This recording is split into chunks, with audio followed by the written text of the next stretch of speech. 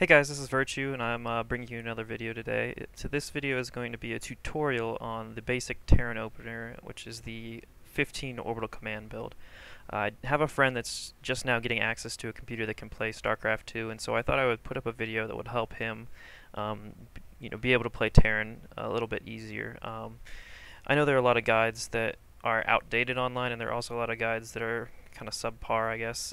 Some of them are more text guides, and some people are more visual learners, so I thought I would make a video since I have a fraps and access to a computer that can record to help him out and to also help any other Terran players out. So the basic idea of this build is to give you enough workers to be able to build a lot of units later in the game. So you're going to have a good economy later in the game.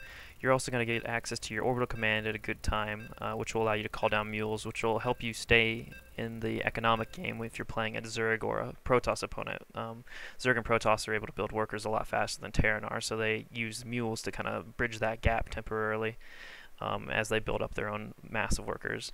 And it also gives you access to gas, which will help you tech a lot faster. Sometimes people will cut out the gas, but this is this is the basic catch-all build. So if you don't know what you're going up against, usually this is the build you want to do. So this will give you gas, so you'll be able to respond to anything you see your opponents do by teching or whatever.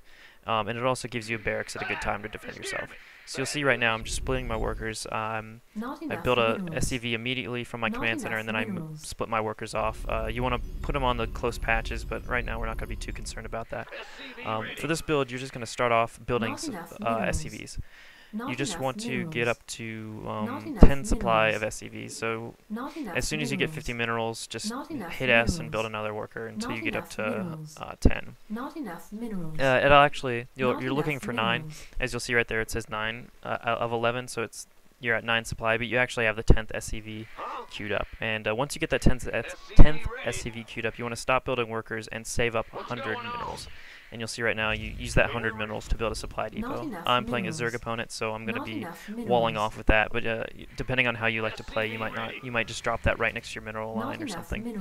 So after you get that supply depot down, you're going to build 2 more workers. So you see I'm at 11 of 11 supply, but I've got the 12th SCV queued up.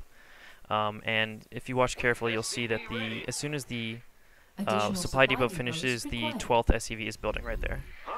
So once you got that 12th SCV building, you want to go and build a barracks. Again, I'm playing a Zerg opponent. Obviously it's a computer, so I'm not too concerned about it, but you always want to be safe, so I'm going to wall off against the Zerg.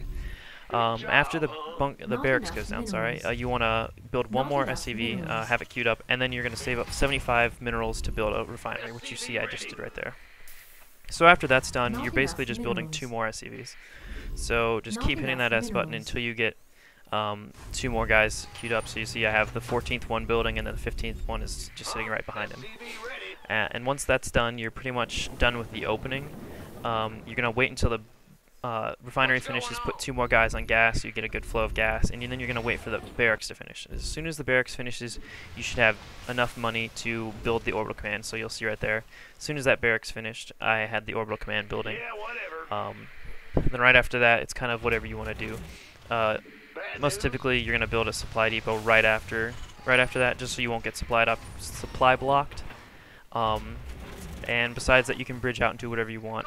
For example, right now, if you look at my minerals and my gas, they're going up at a pretty similar rate, so I kind of messed up right there. Sent the guy out a little too early, but you'll see that I'll be able to build a factory really quickly. I'm only at 3 minutes and 35 seconds, 33 seconds, and I have a factory building. So you can see how this build will give you a lot of versatility. I think I mentioned before that some people do cut out the gas entirely, and that would actually gives you a ton of money, of minerals, which allows you to build an orbital command almost as fast as, or another command center almost as fast as I built that factory. So once you get in the higher levels, fast expanding is really where it's at. Unless you're going for a 1-base cheese or something like that, or you're trying to punish a really greedy build that your opponent's doing, you're going to want to get an expansion out pretty fast. So some people might get the factory out, get siege. They want siege just in case the Zerg opponent comes with a lot of banelings or something, and then they'll expand. in this game, the rest of the game, I'm going for a fast Banshee build, which usually is something that's kind of appealing to new Terran players. So you see that how it this build continues to link up, or the opening allows you to kind of continue to tech up really easily and go into what they call the 1-1-1 build, which is a one barracks, one factory, and one starport, and that allows you to do build pretty much any unit you want. So yeah, I get supply blocked here, and it kind of falls apart. I wasn't really planning on doing a guide on the 1-1-1 or anything, but I was just kind of I continued playing this game through just because I wanted to show you how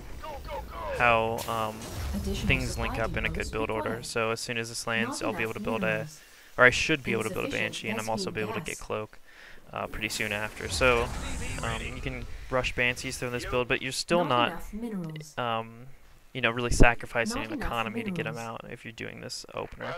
You're going to be pretty safe, you're going to have tons of money coming in, and you'll be able to continue to play a longer game, which is better than, developing a cheesy style that's based on your opponent not being able to stop the little first attack that you throw at them. So I hope you guys enjoyed this video, and we'll come back later if I decide to make any more tutorials. Thanks.